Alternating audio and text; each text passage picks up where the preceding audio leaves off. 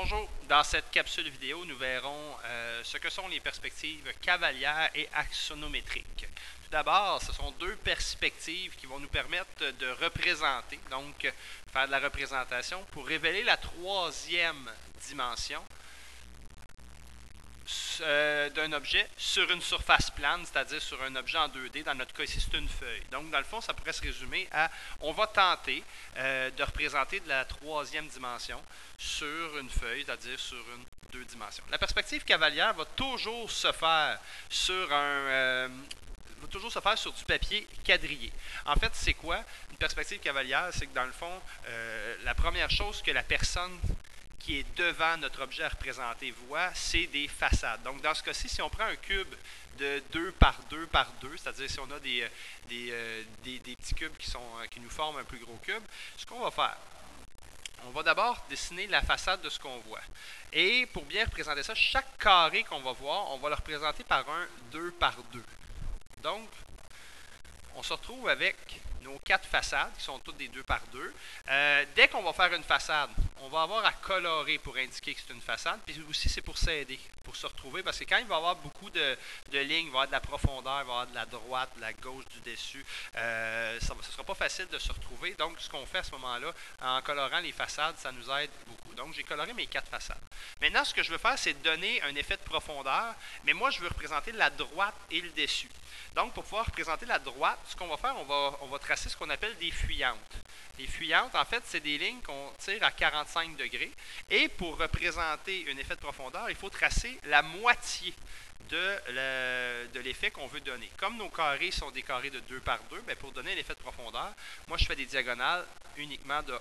Donc, quand je vais relier, bien, ça donne un effet de droite. Et je vais faire la même chose pour le dessus. Donc, je fais des 45 degrés que je tire vers la droite, donc des fuyantes vers la droite, qui me font, dans le fond, qui font qu'on a la droite et le dessus. Et là, comme dans ce cas-ci, c'est un cube de 2 de large par 2 de haut, mais par 2 de profond, je vais devoir, encore une fois, continuer, donc prolonger mes lignes, donc avec un 45 degrés de plus, donc des fuyantes de plus, pour être capable de donner l'effet comme quoi il y en aurait 2 épaisseurs, si on veut, de cubes. Et là, on a bien notre cube de 2 par 2 par 2. Maintenant, si je veux faire la même représentation, mais en perspective axonométrique. La différence, c'est qu'une perspective axonométrique, au lieu que la personne qui est en face, donc l'observateur qui est en face de notre objet, au lieu qu'il voit des façades, à ce moment-là, lui, ce qu'il voit, c'est qu'on a fait une petite rotation de 45 degrés à notre objet. Et en faisant une rotation, la première chose qu'il va voir, lui, ça se trouve être des arêtes, dans ce cas-ci de cube. Donc, la première chose que je vais faire, je vais devoir tracer, on va appeler ça nos Y. Donc, voici la première arête que la personne voit. Et comme c'est un cube, il y en a deux, une par-dessus l'autre. En fait, voilà l'arête principale. Mon arête principale, j'essaie de la mettre en gras ici, là. Ça, c'est mon arête principale. Et le Y qui est ici, si on veut, c'est mon Y principal. Et ce Y-là, pourquoi on l'appelle Y principal? Bien, simplement parce que c'est lui qui fait la séparation entre ma façade, je le colore ici, donc ça c'est un cube de façade, alors que celui que je dessine actuellement, c'est un cube de droite. Celui qui est au-dessus est aussi un cube de droite. Ça m'en prendrait deux autres ici. Donc voilà, j'ai fait les 4 cubes de droite. Maintenant, les 4 cubes de façade, je viens d'en tracer un deuxième. Je vais en tracer un troisième et un quatrième. Voilà. Et il me reste simplement à fermer le dessus. C'est par un système de parallèle. Donc, dans le fond, je pourrais, voilà, j'ai fermé mon cube du coin et je pourrais aller avec un système de parallèle, aller fermer les 4 autres dessus. Donc, voilà pour la perspective axonométrique. Celle-là va toujours se faire sur du papier pointé pour nous permettre justement d'avoir nos lignes dans le bon angle. On va se prendre 2 exemples. Avant d'aller aux 2 exemples, on va se faire un petit exemple ici. En supposant que je veux me faire un prisme rectangulaire. Disons un prisme rectangulaire là, qui ressemblerait à ça ici. Là. Et ça ici, je veux le représenter en perspective cavalière. Bien, en perspective cavalière, la première chose, je dessinerai mes 2 façades, parce que dans le fond, l'observateur, ce qu'il voit, c'est 2 façades. Donc, voici 2 façades. Ensuite, il faudrait que je représente la droite. Pour représenter la droite, je tire des fuyantes de 45 degrés. Voilà, je viens de représenter ma droite. Et pour représenter mon dessus, ben, mes fuyantes aussi de 45 degrés à la moitié de ma longueur. Voilà. En axonométrique, ben, à ce moment-là, mon Y principal serait celui qui est ici à droite. Donc ça, ce serait mon Y principal. Ce serait le premier que je tracerais. Donc voici mon Y principal. Ce Y-là est en train de séparer la façade de la droite du dessus. Donc il me restera juste à aller, on va y aller avec ça ici.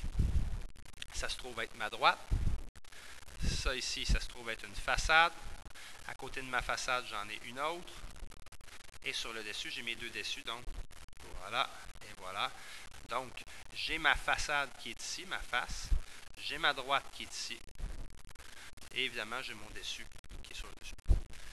Donc, on va y aller un petit peu plus compliqué. Un petit peu plus compliqué. En fait, c'est, si on prend l'exemple qui est ici, bien, ce qu'on a là, c'est une vue de haut et les chiffres indiquent le nombre de cubes empilés. Donc, un observateur qui est en face, la première chose qu'il verrait, ce serait le cube qui est ici, qui est tout seul. Donc, ce cube-là, qui est seul, je vois évidemment sa façade. Comme il est seul, évidemment, on verrait sa droite. Voilà pour la droite. Et par la suite, on voit son dessus. Donc, j'ai dessiné le dessus. Maintenant, ce cube-là est complété. Maintenant, mon observateur qui est directement en face continue d'observer. Et là, il voit toutes les nouvelles façades qui sont, appelons ça au niveau 2. Dans le fond, mon niveau 1, c'était celui-là. Là, ici, j'ai mon niveau 2, qui est celui-là ici. Donc, les nouvelles façades, bien, il y en a tout d'abord une en plein centre, ici, qui se trouve avec la deuxième qui est là. Évidemment, juste à côté, il y en a 3 cubes d'empilés, donc je pourrais faire le deuxième qui est juste à côté. Je pourrais faire la troisième qui est uniquement par-dessus. Évidemment, il y en a un en dessous. En traçant celui-là, je vois déjà, OK, l'effet de profondeur vient d'apparaître. Et finalement, j'en ai un dernier qui ne serait pas ici, parce que dans le fond, il y en a juste un, donc il est juste en dessous. Donc la ligne que je trace ici, c'est en dessous. Et là, celui-là, je ne le vois pas au complet, j'en vois juste une partie. Même chose, je vais tracer maintenant la droite, parce que celui-là, évidemment, je vois sa droite, donc je vais tirer des fuyantes. Voilà, pour représenter la droite de la tour de 3. Le dessus de la tour de 3, évidemment, on le voit bien.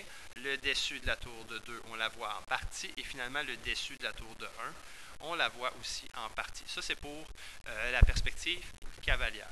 Maintenant, si je repars du dessin que j'avais ici, bien, je pourrais partir avec le Y qui est là pour faire ma perspective axonométrique. Donc, si je veux partir avec celui-là, bien, même que je me rends compte que je vais en avoir 3, un par-dessus l'autre. Donc, je pourrais partir avec, voici, on va le faire comme il faut. Voici mon Y principal qui va séparer, dans le fond, ma façade. Quand on parle d'Y principal, c'est parce que c'est un séparateur de façade et de droite. Donc, c'est ma droite. Puis mon dessus, mais là, le dessus ici, je ne le vois pas. Donc, je vais tracer un deuxième Y qui me permet de séparer la façade et de la droite. Un troisième Y, voilà, pour faire la droite et la façade. Évidemment, c'est une tour de 3, je vois son dessus. Et là, maintenant, je vais aller faire le cube qui est en face. Donc, pour aller faire le cube qui est en face, j'ai à me revenir vers l'avant. Donc, je vais revenir vers l'avant. Voilà, je reviens vers l'avant. Je reviens vers l'avant. Je viens de faire la partie qui est à droite. Donc, le point aussi que je suis en train de tracer, c'est la face que je viens de faire qui est une droite. Maintenant, je vais aller faire la façade. Donc, la façade se trouve être ici de mon cube qui est devant. Et évidemment, je vois son dessus, donc je vais aller tracer son dessus. En ayant tracé son dessus, ça m'aide maintenant parce que je sais que j'ai une façade à faire ici, qui est à égalité avec l'autre qui est juste à côté. Voilà la deuxième. Et celle-là, je voyais le dessus, donc je vais aller faire son dessus. Et finalement, j'ai un dernier cube, ici celui-là, donc celui-là qui est caché derrière. Bien, je fais juste prolonger ma ligne. J'avais une ligne ici, je la prolonge de 2, je la prolonge encore, voilà, et lui, il s'en va vers le bas, et je vois son dessus à ce cube-là. Je colore ce cube-là parce qu'il y a une petite façade qui était cachée là. Donc, voilà pour cet exemple-là. Dernier exemple. Donc, notre dernier exemple, on commence avec la perspective cavalière. Perspective cavalière, donc notre observateur, ce qu'il va voir en partant, c'est des faces. Il voit une tour de 2. Donc, on va faire une première façade, une deuxième façade. On va les colorer tout de suite. Comme il n'y a rien ici à côté, c'est certain que notre observateur verrait très bien la droite de cette tour de 2 là et verrai le dessus. Maintenant que j'ai ça, je vais m'installer ici en arrière, ou en fait, je préfère le 3. Dans le fond, celui-là ici, j'ai une tour de 3 qui est en arrière. Donc, si j'ai une tour de 3, ça veut dire que j'ai uniquement une façade parce que j'ai 2 cubes qui sont derrière, mais j'aurai une façade ici. Donc, cette façade-là, je peux la faire. Dans le fond, ici, j'ai une tour de 2. Donc, ma tour de 2, ce serait comme ça. Voici une façade. Et voici ma deuxième. Et là, on voit notre effet de profondeur qui apparaît. Et finalement, au bout, j'en ai un seul. Donc, un seul, comme ça. Voilà. Maintenant, il me reste à faire la droite. Bien, mon cube qui est tout seul ici, évidemment, je vois sa droite. Donc, je fais mes 45 degrés. Je vois son dessus. Voilà. Ma tour de 2, je vois la droite.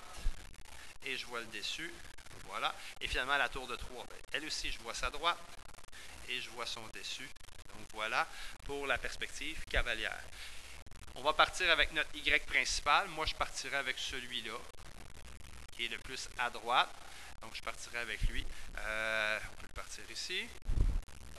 Voilà, notre Y principal, qui va séparer la façade de la droite. Donc, je pourrais y aller comme ça.